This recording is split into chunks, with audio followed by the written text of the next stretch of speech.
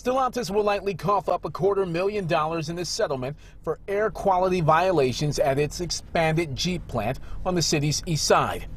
It includes $212,000 to be spent in improvements to Southeastern High School and planting trees, as well as a $62,000 fine paid to Eagle, the state's environmental regulatory agency. I think it's an insult.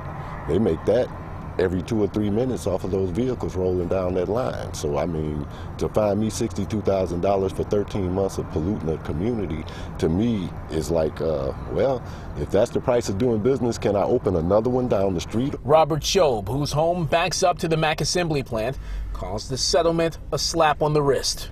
Naturally, it's great to do anything for the children. Anybody understands that. We can't say anything against anything that's done for the future. I mean, I live right here. The plant is right here. You're planting trees a quarter mile away from here in that direction. How does that benefit the people who have been most impacted and are dealing with this 24/7? The pollution doesn't stop at this block. The pollution goes in that direction. It goes into the communities over here. Darnell Gardner says the settlement is a step in the right direction. I'm about the community in and of itself.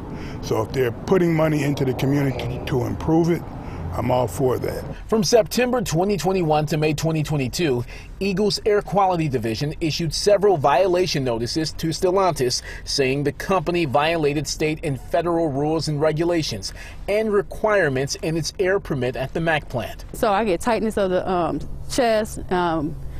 I thought it was the asthma, but it wasn't. Just me getting tightness, like breathing this fumes in.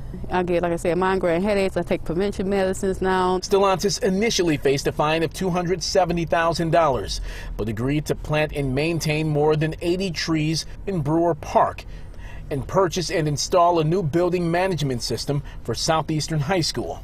Eagle says the $62,000 fine will go to the department's general fund. Now we have a statement from the automaker which reads, Stellantis is pleased that the proposed consent order has been reached with the Michigan Department of Environment, Great Lakes and Energy Air Quality Division. The terms of the agreement will allow us to make additional investments in the community as part of 2 supplemental environmental projects based on feedback we received. We are eager to see the benefits these projects will bring to the community. Reporting live on Detroit's east side, Randy Wembley, and this is The Edge. So, Randy, let's get this straight. The pollution obviously is harming the individuals who live in this neighborhood, but they're not going to see a dime of any of this money, and they likely will have some long-term effects with this.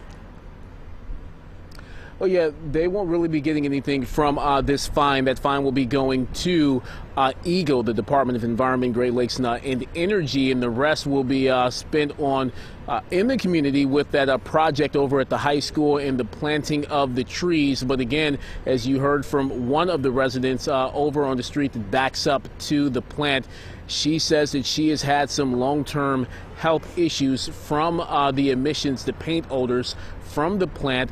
Those issues, according to Eagle, are being monitored and remedied. Stellantis, rather, is doing some things a bit differently about those emissions and so forth and so on. But the damage, some residents will tell you, has been done, and they will not really be getting any compensation from that fine that the automaker will be paying to the state's Department of Great Lakes Environment and Energy.